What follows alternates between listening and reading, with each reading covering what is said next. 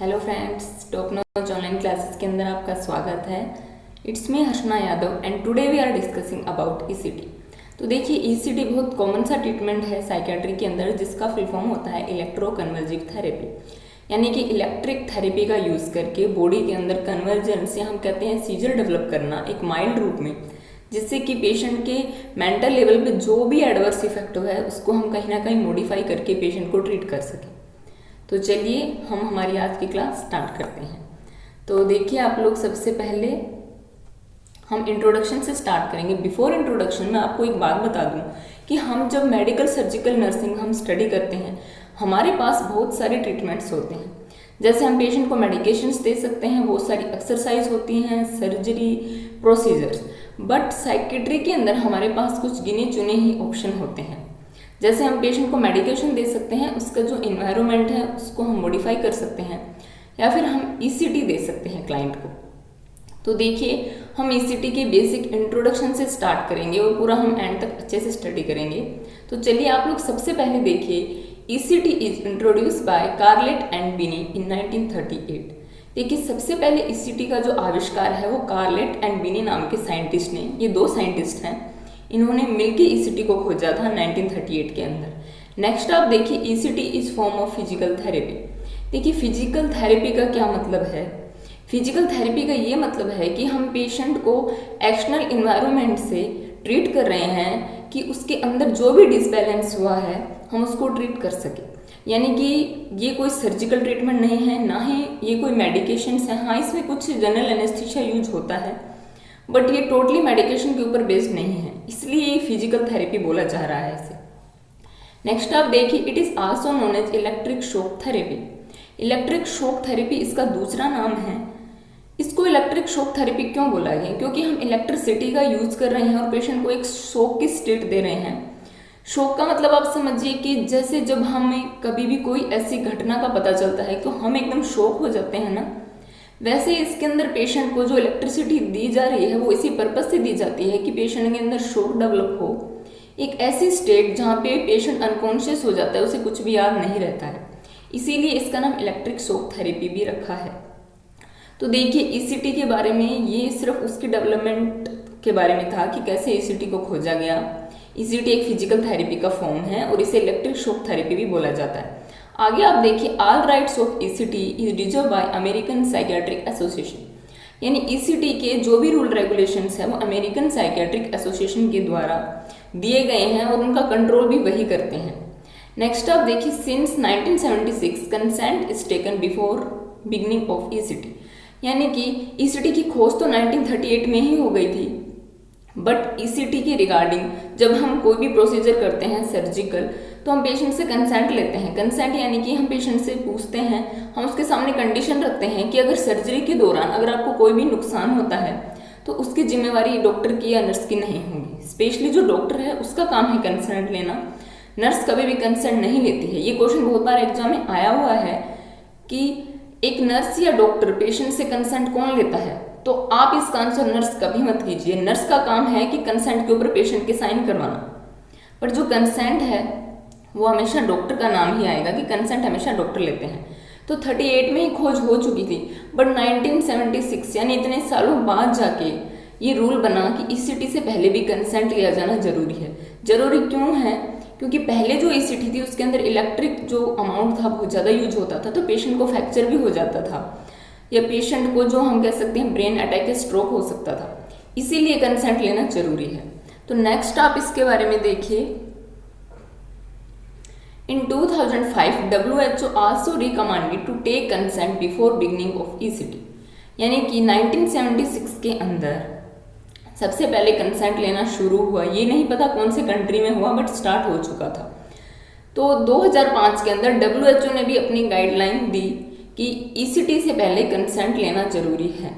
उसके बाद आप देखिए, इन 2010 parliament of India pass the act for collecting the consent before beginning of ECT procedure. यानी हमारे भारत के अंदर 2010 के बाद ईसीटी का कंसेंट लेना अनिवार्य कर दिया गया है। इससे पहले हमारे इंडिया के अंदर ईसीटी के रिगार्डिंग कोई कंसेंट नहीं लिया जाता था। तो देखिए, यहाँ पे आपको एक मशीन दिखाई दे रही है, ये ईसीटी की ही मशीन है। आप इस मशीन को अच्छे से देखिए, क्योंकि हमारे जो भी एग्ज़ाम आ रहे हैं अभी अपकमिंग, या फिर पिछले एक साल में जो भी एग्ज़ाम आ चुके हैं, उन सभी के अंदर इमेज बेस्ड क्वेश्चन का प्रोपोर्शन बढ़ता जा रहा है। हर पेपर में आपको 30 से 40 इमेज बेस्ड क्वेश्चन देखने को मिलेंगे। तो आप अच्छे से इस इमेज को देखिए। ये ECT मशीन है।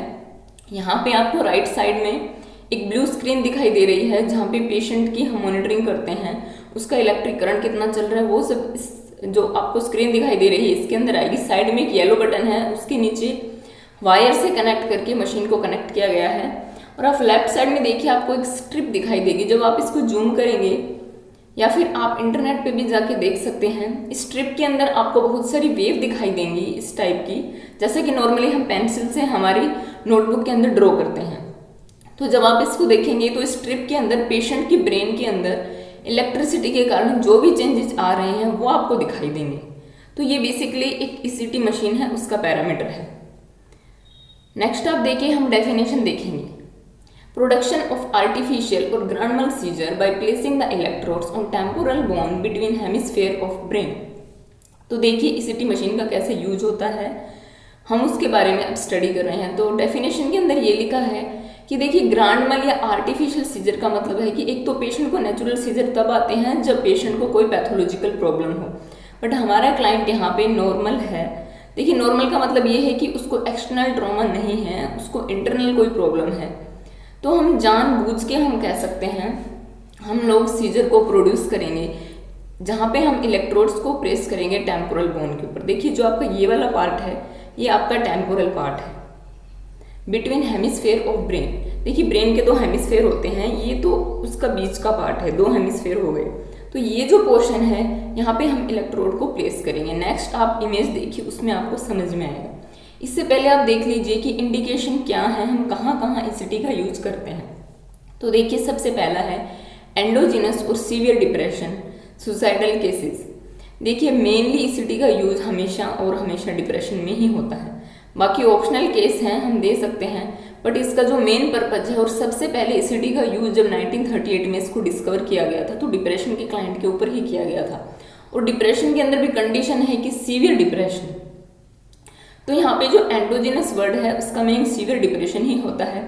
देखिए, एंडोजिनस और एक्जोजिनस 2 टाइप के डिप्रेशन होते हैं। एक्जोजिनस ऐसा डिप्रेशन है जिसको हम ट्रीट कर सकते हैं, उसमें पॉसिबिलिटी है कि पेशेंट का प्रोग्नोसिस अच्छा रहेगा, बट एंडोजिनस के अंदर कम पॉसिबिलिटी है, क्योंकि जो एंडोजिनस डिप्रेशन है डिप्रेशन का ही एक टाइप, बट ये ज़्यादा सीवियर इसलिए है क्योंकि पेशेंट अंदर से इतना ज़्यादा टूट जाता है कि इसको ट्रीट करना बहुत मुश्किल है। पेशेंट खाना खाना छोड़ देता है, किसी बात का कभी भी रेस्पॉन्स नहीं देता है, और उसके चांसेस कम है, क्योंकि एंडोजेनस डिप्रेशन का जो लिंक है वो हमारे जीन्स, हमारा जो जेनेटिक मटेरियल है उससे भी नहीं है।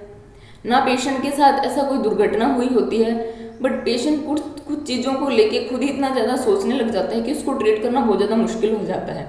या फिर जो सुसाइडल जो पेशेंट्स होते हैं ना, मतलब कि उनको जो लगता है कि हमारे जीवन में हमारे जीने की आस खत्म हो गई है, अब हमारे पास कोई चारा नहीं है, तो इन लोगों को हम ECT प्रोवाइड करते हैं। दूसरा आप देखिए कैटाटोनिक सीजोफ्रेनिया। तो देखिए, कैटाटोनिक सीजोफ्रेनिया है, उसके अंदर भी यही होता है कि पेशेंट का जो मसल टोन है, बॉडी है, बहुत ज़्यादा रिजिड हो जाती है, टाइट हो जाती है, वो कोई मूवमेंट नहीं करता है, तो उसकी बॉडी मूव करे, इसलिए हम ECT का शॉक देते हैं पेशेंट को। तो देखिए, कैटाटोनिक सीजोफ्रेनिया के बारे में हम आगे स्टडी करेंगे, तब मैं आपको डिटेल में इसके बारे में बताऊंगी। नेक्स्ट आप देखिए पैरानोइड सीजोफ्रेनिया। देखिए, पैरानोइड का मतलब होता है शक करना या शंका करना। जैसे नॉर्मली हम किसी भी करते हैं, किसी को बात करते हुए देख लेते हैं कि यार मेरे को ऐसे लग रहा है ना कि ये लोग मेरे बारे में ही बात कर रहे हैं शायद, बट हम लोगों को अगर हमारे कोई पास फ्रेंड खड़ा है, वो उनको कहते थे अरे नहीं नहीं यार, ये क्यों अपने बारे में बात करेंगे, इनके पास और भी बहुत सारे टॉपिक है ना बात करने के लिए। तो अगर हमको कोई समझाता है तो हम मान जाते हैं, बट जो पैरानोइड सीजोफ्रेनिया का पेशेंट है, आप उसको कितना भी समझा लो, कितना भी उसके साथ आर्ग्यू कर लो, वो आपको कभी जीतने देगा नहीं, क्योंकि उसकी मेंटल कंडीशन सही नहीं है। तो पैरानोइड सीजोफ्रेनिया के अंदर ECT बहुत ज़्यादा यूजफुल तो नहीं है, बट हम कह सकते हैं कि कुछ हद तक हम इसको यूज कर सकते हैं। तो ये थे ECT की इंडिकेशंस। नेक्स्ट आप देखिए कॉन्ट्राइंडिकेशंस। देखिए, अभी हमने देखा कि हमको ECT कहाँ कहाँ यूज करना है, अब हम देख रहे हैं कि हम कहाँ यूज नहीं करेंगे। तो जो कॉन्ट्राइंडिकेशंस हैं उनको दो पार्ट्स के अंदर डिवाइड किया गया है। पहला है एब्सोल्यूट, दूसरा है रिलेटिव। देखिए एब्सोल्यूट का मतलब होता है कि इन कंडीशंस में हम ईसीटी किसी भी कीमत पे यूज़ नहीं करेंगे, चाहे पेशेंट सुसाइडल केसेस के अंदर प्रोमोट हो चुका हो या पेशेंट कितना भी सीवियर हो, हम यूज़ नहीं कर सकते। और रिलेटिव का मतलब होता है कि हम कुछ हद तक कर सकते हैं बट मोस्टली हम अवॉइड करेंगे, यानी कुछ चांस हैं कि 10 या 20% हम यूज़ करें, बट एब्सोल्यूट का मतलब होता है बिल्कुल हम यूज़ कर ही नहीं सकते। तो देखिए सबसे पहला जो हमारा कॉन्ट्राइंडिकेशन है वो क्या है, इंक्रीज इंट्राक्रेनियल प्रेशर। देखिए जब पेशेंट का इंट्राक्रेनियल प्रेशर बढ़ा होता है, यानी कि कोई ब्रेन अटैक या हम कह सकते हैं स्ट्रोक का कोई पेशेंट हो या कोई एक्सीडेंटल केस हम देखते हैं, वहाँ पे हम यूज़ नहीं करते हैं। क्योंकि अगर पेशेंट का एक तो आप इमेजिन कीजिए पेशेंट का आईसीपी पहले ही बढ़ा हुआ है, ऊपर से आप उसको शॉक दे रहे हैं कंटिन्यू, तो पेशेंट को ब्रेन अटैक हो सकता है, उसकी कोई भी नर्व है वो रप्चर हो सकती है, पेशेंट को ब्लीडिंग हो सकती है और हो सकता है हाथों हाथ पेशेंट की डेथ हो जाए। तो ऐसे कंडीशंस के अंदर हम कभी भी नहीं देंगे पेशेंट को। नेक्स्ट आप देखिए पेस मेकर प्लेसमेंट। देखिए जो एमआई के क्लाइंट होते हैं यूजुअली, यहाँ पे पेस मेकर के नीचे एमआई भी लिखा है, तो आप एक साथ ही देख लीजिए एमआई का क्लाइंट है या पेस मेकर का क्लाइंट है, यानी ऐसा कोई भी पेशेंट जिसको बहुत सीवियर प्रॉब्लम है, क्योंकि हमारा जो हार्ट है उसके अंदर हम ऐसे नोड और ये सब स्टडी करते हैं, तो ऐसे नोड भी क्या करता है, इलेक्ट्रिक इम्पल्सिस को जनरेट करता है। तो वहीं पे आप पेशेंट को इलेक्ट्रिक शॉक दे रहे हैं, तो जो दोनों इलेक्ट्रिकल एक्टिविटी है वो आपस में मैच करती हैं। मैच करेंगी तो जो हम बाहर से शॉक दे रहे हैं वो ज़्यादा पावरफुल है, वो हमारा हार्ट का जो फंक्शन है उसको डिस्टर्ब करेगी। तो पेशेंट ऑलरेडी हार्ट का है, ऊपर से आप उसको और ज़्यादा प्रॉब्लम में डाल सकते हैं, तो पेशेंट हो सकता है पेशेंट की डेथ भी हो जाए। और दूसरा किसी को पेस मेकर डाला हुआ है, तो पेस मेकर का काम भी वही है इलेक्ट्रिसिटी जनरेट करना, तो हम बाहर से जो भी इलेक्ट्रिसिटी देंगे हमारे अंदर जो पेस मेकर इम्प्लांट है वो डिस्टर्ब होगा, तो हो सकता है वो फेल हो जाए, पेशेंट को अरिथमिया हो जाए और पेशेंट की डेथ हो जाए। नेक्स्ट फोर्थ आप देखिए ब्रेन ट्यूमर। देखिए ब्रेन ट्यूमर का भी यही है, ब्रेन ट्यूमर का मतलब है कि एक गांठ बन गई है पेशेंट के सर के अंदर और उसने एक एरिया पर्टिकुलर कवर कर लिया है, तो जाहिर सी बात है एरिया कवर की है, मान लीजिए गांठ जो ट्यूमर है वो कोई नर्व के पास है, ये कोई नर्व है और इसके पास एक ट्यूमर बनी हुई है, ऊपर से आप पेशेंट को इलेक्ट्रिक शॉक दे रहे हैं, तो वो ट्यूमर के रप्चर होने की 100% चांस है। इसलिए ये जो कंडीशंस है इसके अंदर हम ईसीटी बिल्कुल भी यूज़ नहीं करेंगे। नेक्स्ट आप देखिए रिलेटिव के अंदर है प्रेग्नेंट क्लाइंट है मान लीजिए, क्योंकि देखिए प्रेग्नेंट क्लाइंट वैसे ही बहुत सारी प्रॉब्लम फेस करती है, उसको बहुत ज़्यादा अपने एब्डोमिनल एरिया के अंदर बहुत ज़्यादा वेट फील होता है, जब स्पेशली जब उसका 3rd ट्राइमेस्टर चल रहा है, तो वो जो इलेक्ट्रिक शॉक है वो फिटस को भी नुकसान पहुंचा सकता है। ओल्ड एज जो पर्सन है, देखिए ओल्ड एज पर्सन ऑलरेडी बहुत ज़्यादा कन्फ्यूजन वाली स्टेट में होते हैं। हम हमारे घरों में देखते हैं कि हमारे दादाजी हैं वो कोई चीज़ रख के भूल जाते हैं, उनको खुद को ही याद नहीं रहता है, उनको याद दिलाना पड़ता है, वो कभी कभी खुद की मेडिकेशंस लेना भूल जाते हैं। तो ऐसे हम जो ओल्ड एज पर्सन है उनको हम ईसीटी नहीं दे सकते, क्योंकि जो बूढ़े लोग हैं वो ऑलरेडी एक ऐसी स्टेट में आ जाते हैं, जैसे हम कहते हैं ना कि जो बूढ़े लोग हैं वो धीरे धीरे बच्चों के जैसे ही हो जाते हैं बुढ़ापे में, यानी उनका जो ब्रेन का लेवल है फंक्शन करने का वो धीरे धीरे एज के साथ कम हो जाता है। फिर ऊपर से हम उसको शॉक दे रहे हैं तो पेशेंट और ज़्यादा कंफ्यूज हो जाएगा, हो सकता है पेशेंट का कोई भी नर्व है, कोई भी ब्रेन का पार्ट है वो डैमेज हो जाए, तो वो रिस्की है, इसलिए हम मोस्टली अवॉइड करते हैं। देखिए फ्रैक्चर का क्लाइंट है उसमें भी हम अवॉइड करते हैं, क्योंकि जो इलेक्ट्रिक शॉक अभी तो हम मॉडिफाई यूज़ करने लग गए हैं, बट पहले के टाइम में मॉडिफाई यूज़ नहीं करते हैं, बहुत ज़्यादा इलेक्ट्रिक शॉक देते थे, तो ऑलरेडी फ्रैक्चर के चांस बहुत ज़्यादा थे, तो ऐसे कंडीशन में हम नहीं देते हैं ईसीटी। फिर हाइपरटेंशन का क्लाइंट है उसमें वही सेम बात है, बीपी बहुत ज़्यादा बढ़ा हुआ है, ब्लीडिंग के चांस कभी भी हो सकते हैं, ऊपर से आप पेशेंट को और ईसीटी दे रहे हैं, तो इन केसेस के अंदर इंटरनल ब्लीडिंग हो सकती है और पेशेंट की डेथ भी हो सकती है।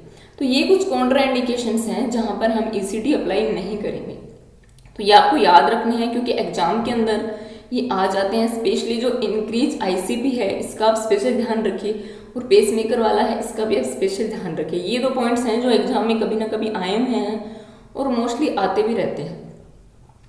तो नेक्स्ट आप देखिए टाइप्स ऑफ ईसीटी। देखिए हमने डेफिनेशन देख लिया, इंडिकेशंस, कॉन्ट्राइंडिकेशंस, अब हम देखेंगे टाइप्स ऑफ ईसीटी। आप इस इमेज के ऊपर देखिए, यहाँ पे जो ईसीटी है 2 टाइप की होती है, यूनिलैटरल और बाईलैटरल। देखिए यूनिलैटरल अब हम यूज़ नहीं कर रहे हैं पिछले कुछ सालों से, क्योंकि हमारे पास मॉडिफाई ईसीटी आ चुकी है जिसे हम बाईलैटरल ईसीटी भी कहते हैं। तो इसके बारे में आप देखिए क्या लिखा है, electrodes are placed on single side. तो देखिए यूनिलैटरल ईसीटी है, इसके अंदर हम इलेक्ट्रोड्स को सिर्फ एक ही साइड प्लेस करेंगे।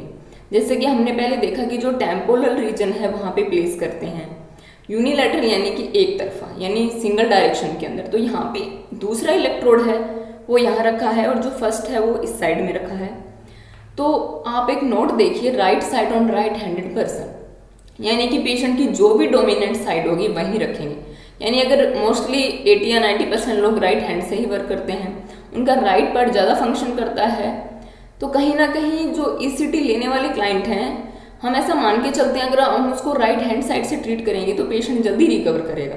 तो इसी तरह जो लेफ्ट हैंडेड पर्सन है उसके अंदर हम लेफ्ट साइड प्लेस करेंगे इलेक्ट्रोड को। तो ये एक रूल है यूनिलैटरल ईसीटी का कि आपको डोमिनेंट साइड ही इलेक्ट्रोड को प्लेस करना है। आगे देखिए, it is less effective less convulsive. Sorry, ये कॉन्ट्यूसिव नहीं है, ये कन्फ्यूजिव है, आप स्पेलिंग सही कर लीजिएगा। लेस इफेक्टिव इसलिए क्योंकि हम पेशेंट को एक साइड से ही ट्रीट कर रहे हैं, तो पॉसिबिलिटी है कि पेशेंट कम ठीक हो या फिर उसके ठीक होने के चांस कम है। लेकिन इसका फायदा ये है कि ये ज़्यादा कन्फ्यूजन, जब ईसीटी खत्म हो जाती है ईसीटी का प्रोसीजर, तो पेशेंट को कन्फ्यूजन भी कम होगा। कन्फ्यूजन कम होगा तो कहीं ना कहीं वो है कि इसका इफेक्ट भी कम है, यानी ये ज़्यादा अच्छा हमारे पास ऑप्शन नहीं है। अब डायग्राम में देखिए, पेशेंट के एक जो टेम्पोरल रीजन है यहाँ पे रखा गया है इलेक्ट्रोड और दूसरा इलेक्ट्रोड है उसके सर के बीचों बीच रखा गया है। तो ये यूनिलैटरल ईसीटी के अंदर होता है। आप पोजीशन देखिए, डी इलियास पोजीशन देखिए, ये एक स्पेसिफिक पोजीशन है जिसके ऊपर भी क्वेश्चन आ चुका है प्रीवियस पेपर्स के अंदर। अगर आपको पूछा जाए कि यूनिलैटरल ईसीटी के अंदर पेशेंट को हम कौन सी पोजीशन देंगे, तो वहाँ पे ऑप्शन होगा डी इलियास पोजीशन। देखिए, डी इलियास पोजीशन का मतलब होता है सुप्रा ऑर्बिटल एरिया, यानी जो हमारा ऑर्बिटल, हमारा आइस का जो एरिया है, इसके ऊपर जो यहाँ है ये वाला पार्ट आप देखिए, बिल्कुल सेंटर में आपका जो ईयर लोब है, अपर ईयर लोब और आउटर कैंथस, ये वाला जो एरिया है ना, आपको दिख रहा होगा, आप खुद अपने ऊपर ट्राई कीजिए तब आपको अच्छे से याद होगा। ये वाला एरिया है, हम इसके ऊपर प्लेस करते हैं इलेक्ट्रोड्स को। तो ये यूनिलैटरल ईसीटी के बारे में था। नेक्स्ट आप देखिए bilateral ECT. It is the most common type of ECT used in clinical practice. देखिए, यूनिलैटरल ईसीटी है वो बंद हो चुकी है, टोटली बैन है, हम उसका यूज़ नहीं करते हैं क्योंकि हमने देखा कि वो इफेक्टिव भी कम है, तो वो कोई बहुत ज़्यादा पेशेंट के ट्रीटमेंट में काम नहीं आती, इसलिए हम बायलैटरल ईसीटी को ही प्रीफर करते हैं। तो हमारे क्लिनिकल प्रैक्टिस के अंदर सबसे ज़्यादा यही यूज होता है बायलैटरल ईसीटी। अब इसके अंदर आप देखिए, electrodes are placed on both side of temporal region, यानी कि वहाँ पे तो यूनिलैटरल के अंदर था, पेशेंट को हम सिंगल साइड से ट्रीट कर रहे हैं। यहाँ पे इमेज देखिए, जो इलेक्ट्रोड है वो ब्रेन के दोनों साइड रखे गए हैं ताकि जो करंट का अमाउंट है वो इक्वली दोनों साइड से जाए और पेशेंट के ऊपर अच्छा इफेक्ट हो हमारी ईसीटी का। तो इसके अंदर देखिए क्या लिखा है, more chances of confusion but it is more effective.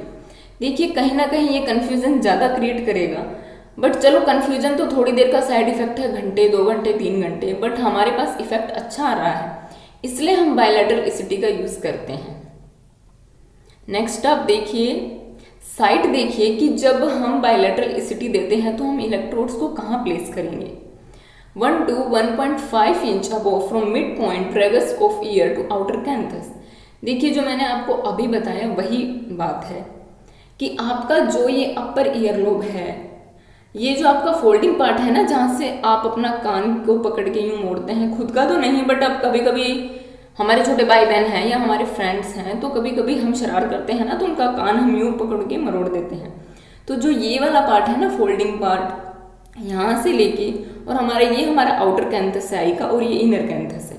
तो जो ये आउटर कैंथस है ये और जो ये पार्ट है, इनके बीच में सेंटर पॉइंट आपने ले लिया और सेंटर पॉइंट से 1 या 1.5 इंच ऊपर, यानी ये आपका टेम्पोरल वाला पार्ट आ जाएगा दोनों साइड से, तो आप यहाँ पे इलेक्ट्रोड को प्लेस करेंगे। अब आप देखिए अमाउंट ऑफ करंट यहाँ पे हम कितना देंगे। देखिए 70 से लेके 130 ये इसका एवरेज अमाउंट ऑफ करंट है, तो 70 से 130 वोल्ट के अंदर हम यूज़ करते हैं। मैक्सिमम आप इसका यूज़ कर सकते हैं 150 तक भी, बट अगर इसके ऊपर क्वेश्चन आ जाए इसकी रेंज के ऊपर, तो अगर आपको मान लीजिए दे रखा है 70 से लेके 120 तक, 60 से लेके 120 तक, तो आपको 60 वाले पे कभी भी नहीं जाना है, आपको स्टार्टिंग हमेशा 70 से ही करनी है। 70 से लेके 130 तक ही होता है, वो हो सकता है 130 ना हो, 120 हो, 40 हो, तो आप कोशिश करिए कि आप हमेशा ज़्यादा वाले आंसर पे ही सही करें, क्योंकि जो ज़्यादा अमाउंट है वही सही होती है, बट स्टार्टिंग आपको सही रखना है, 70 से ही करना है। उसके बाद जो भी ऑप्शन में आप देखिए, अगर 130 है तो 130 सही है, अदरवाइज 120, 140 तो आप 140 वाले पे करेंगे। तो यहाँ पे लिखा है कि 70 से 130 वोल्ट हम अमाउंट ऑफ करंट यूज़ करते हैं और मैक्सिमम 150 कर सकते हैं। तो 150 हम कौन सी कंडीशंस में यूज करेंगे, नीचे आप देखिए, if seizure are not produce और patient is on lithium therapy, amount of current can be increase from 130 to 150 volt. यानी कि आप पेशेंट के ऊपर ईसीटी अप्लाई कर रहे हैं बट सीजर प्रोड्यूस नहीं हो रहे हैं किसी कारणवश, या पेशेंट लिथियम थेरेपी के ऊपर चलता है, यानी कि पेशेंट को जब लिथियम थेरेपी दी जाती है तभी कभी कभी ऐसी कंडीशन होती है कि लिथियम का इफेक्ट इतना ज़्यादा होता है हमारे ब्रेन के ऊपर कि सीजर प्रोड्यूस नहीं हो पाते हैं, तब हम इसका जो वॉल्यूम है वो 150 तक वोल्ट तक हम इसको कर देते हैं।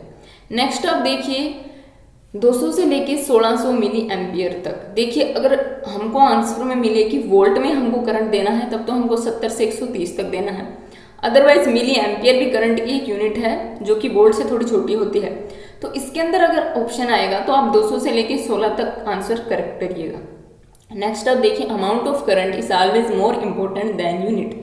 देखिए इस लाइन का आप खास ध्यान रखिए, हमेशा अमाउंट ऑफ करंट है वो ज़्यादा मतलब इम्पोर्टेंट है हमारे लिए बजाय कि यूनिट के। देखिए यूनिट यहाँ पे जैसे वोल्ट है, मिली एम्पियर है, तो जब भी हम पेशेंट को देंगे हमको लग रहा है कि सीजर प्रोड्यूस नहीं हो रहे हैं तो वहाँ हम ये नहीं देखेंगे कि ये तो इतने वोल्ट में हम दे चुके हैं, पेशेंट को नुकसान होगा।